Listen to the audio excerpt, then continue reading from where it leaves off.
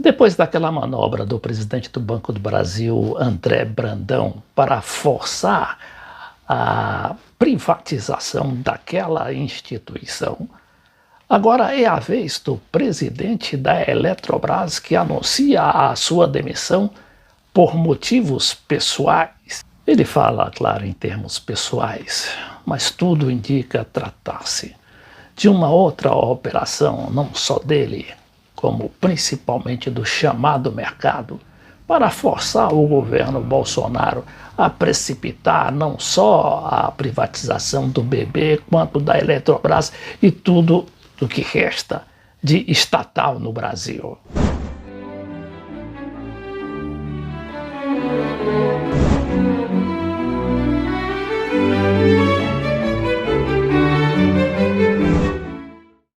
Esse material aqui do Globo diz que articulador da privatização da estatal, que estava no cargo desde 2016.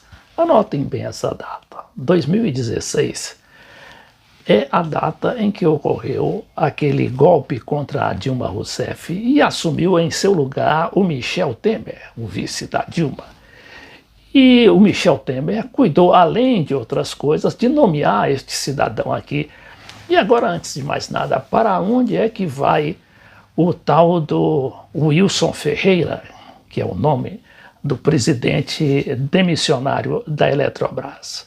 Ele vai para a BR Distribuidora, aquela grande empresa da Petrobras que tinha o controle de todos os postos de gasolina no Brasil, mas que foi privatizado meio que a socapa, não é?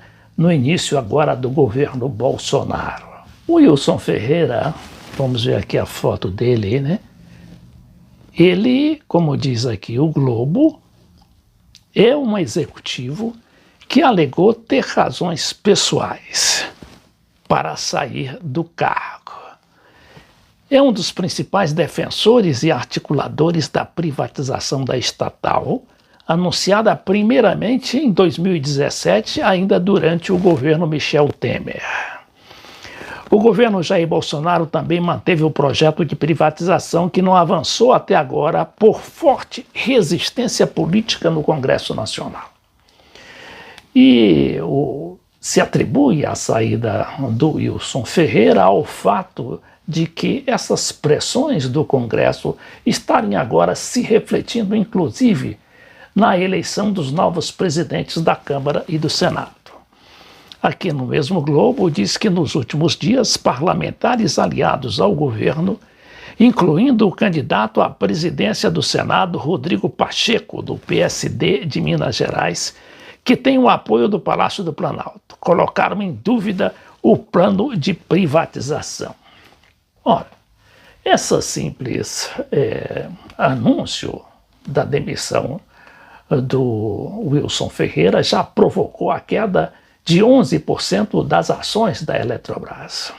Uma outra manobra, claro, do mercado para fazer com que o governo Bolsonaro volte atrás e determine a rápida privatização da nossa companhia de eletricidade. Ferreira não vai antes de ter feito, não é, um verdadeiro queima ali na própria Eletrobras. Como diz aqui o Globo, a gestão de Ferreira é marcada pela privatização de 6 distribuidoras de energia da Eletrobras no Norte e Nordeste.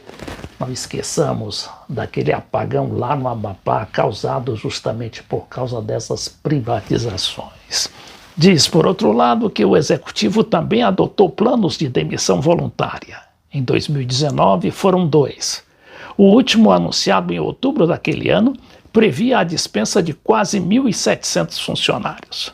A previsão era economizar 510 milhões. E aí eu tive a curiosidade de verificar o perfil, né, a biografia desse cidadão aqui no Wikipedia, dizendo que o Wilson Pinto Ferreira Júnior, natural de São Paulo, onde nasceu em 3 de maio de 1959, é um administrador, engenheiro e executivo brasileiro, ex-presidente da Holding Companhia Paulista da Força e Luz CPFL de Energia e atual presidente da Eletrobras, tendo assumido a direção da empresa em 1º de julho de 2016, indicado pelo ex-presidente Michel Temer.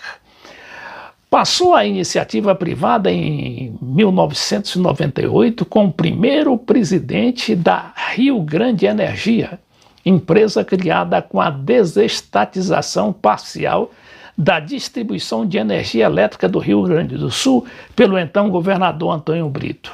Assumiu em março de 2000 a presidência da CPFL e, a partir de 2002, da Holding CPFL de Energia.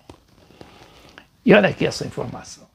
O jornal Valor Econômico, que é um jornal da economia, né, de assuntos econômicos e de propriedade das organizações Globo, escolheu o mesmo Wilson Ferreira 8 vezes consecutivas para o prêmio Executivo de Valor na categoria Energia Elétrica. Por sua vez, o Estadão diz aqui que o projeto de lei de capitalização da Eletrobras enfrentou desde o início a resistência de parlamentares. Sofreu um novo revés no fim da semana passada. Foi quando o senador Rodrigo Pacheco, que concorre à presidência do Senado, afirmou que a venda da empresa não era a prioridade da Casa, do Senado. Diante do impasse, Ferreira Júnior afirmou em coletiva online, horas após a sua renúncia, que o processo se tornará ainda mais difícil nos próximos anos com a proximidade das eleições. Então veja aqui a manobra, não é, que ele mesmo quase que confessa essa manobra para forçar, para precipitar a privatização da Eletrobras. O executivo afirmou ter tido o apoio dos ministros da Economia, Paulo Guedes, e de Minas e Energia, Bento Albuquerque. Destacou, porém, que para o processo avançar seria desejável maior participação do presidente Jair Bolsonaro. Abre aspas.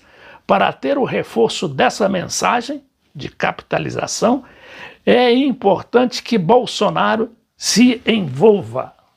Voltando à questão do presidente do Banco do Brasil, que foi ameaçado de demissão, mas depois parece que o Bolsonaro voltou atrás e o manteve no cargo com uma condição ainda não muito esclarecida de rever aquele seu plano inicial. Aliás, que não era um plano, foi justamente uma medida por ele anunciada e que precipitou aquela questão toda, não é? Aquele reboliço em torno da sua demissão, de que o banco iria fechar nada menos que 421 unidades entre agências pelo Brasil inteiro e postos de serviços do banco, além da demissão de 5.000 funcionários. E aquilo ocorreu justamente no dia em que a Ford anunciava o fechamento de suas unidades no Brasil. Sim, a empresa automobilística Ford, né, aquela grande fábrica de carros, e que acabou também redundando de imediato, além da quebra de toda aquela cadeia de produção de automóveis, na demissão direta de 5.000 funcionários. Agora vejamos aqui a Folha de São Paulo neste editorial, falando sobre o Banco do Brasil. Aqui ele chama, que a Folha chama de Banco do Presidente. Diz que Bolsonaro intervém na gestão do BB e eleva descrédito na agenda de Paulo Guedes. O presidente do Banco do Brasil, André Brandão, ficou sob ameaça no governo de Jair Bolsonaro desde que anunciou ao mercado, em 11 de janeiro, um processo de reestruturação para reduzir o número de agências da instituição e um programa de demissões voluntárias visando 5.000 funcionários. Mesmo sem manifestações públicas, Bolsonaro fez saber que não havia gostado das medidas e inclinava-se a demitir o executivo. A exoneração não ocorreu e a área econômica informa que os ajustes estão mantidos, mas dúvidas quanto à gestão do BB e de outras estatais serão duradouras.